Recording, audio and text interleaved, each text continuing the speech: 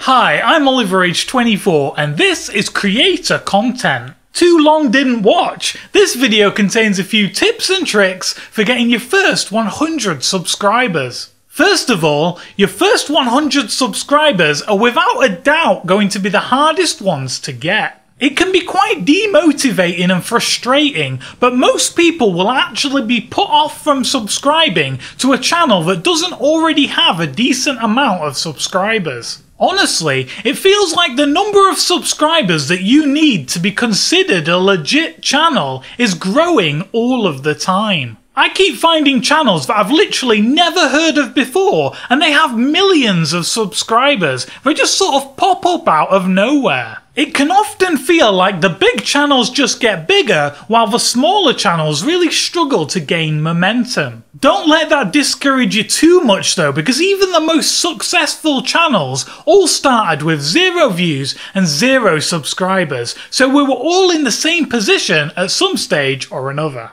Also, if you're trying to get your first 100 subscribers for the first time ever, you're probably new to creating videos, promoting videos, and running a YouTube channel. All of which are skills, and just like any other skill, you need to practice it to get better at it. Just like if you pick a guitar up for the first time ever, you're probably not going to play anything that's impressive. So, in short, don't put unrealistic pressure and goals on yourself, or you're just going to be setting yourself up to fail. These things take time, but if you try these tips and advice, hopefully you'll start to see some positive results. It probably sounds obvious, but try not to think of subscribers as a number, but as individual people. And the way to convince people to subscribe to your channel is by really working on the overall theme and consistency of your channel, as well as the content in individual videos. It's worth trying to figure out what kind of value you're offering your viewers, and what kind of people specifically will find that valuable. So regardless of whether you're trying to entertain people, share information, create relatable content, or just make people laugh, it's worth figuring out who those people are and where they hang out on the internet. Because once you know that, you can start to post your videos in places that those people might see it. For example, Facebook groups, forums, or subreddits. If you're struggling with this and can't think of how your videos benefit your audience, it might be worth rethinking what your skills are, and how you can use those skills to make your videos more valuable to your viewers. Some things to think about are, do you have skills or information that you could pass on to your audience? Are you entertaining, or can you make people laugh?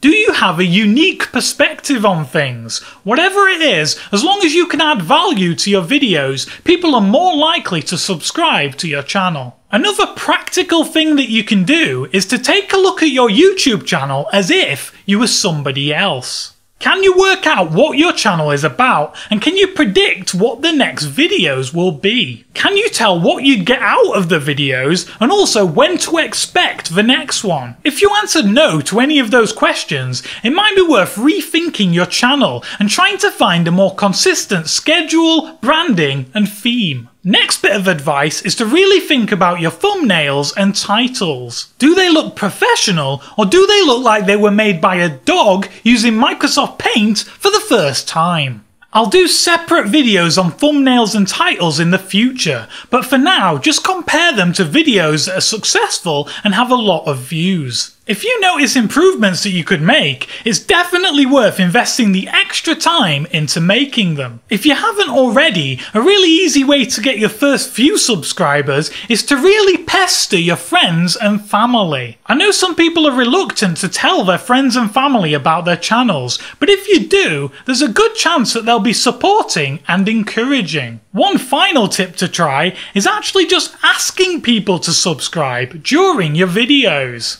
Sometimes it's not that they don't actually want to subscribe to your channel, it's just that they didn't actually think about doing it. So if you're not already doing this and you don't have end cards on your video, it's definitely worth trying it out. So with that in mind, if you found this video useful, please hit subscribe for more videos for content creators.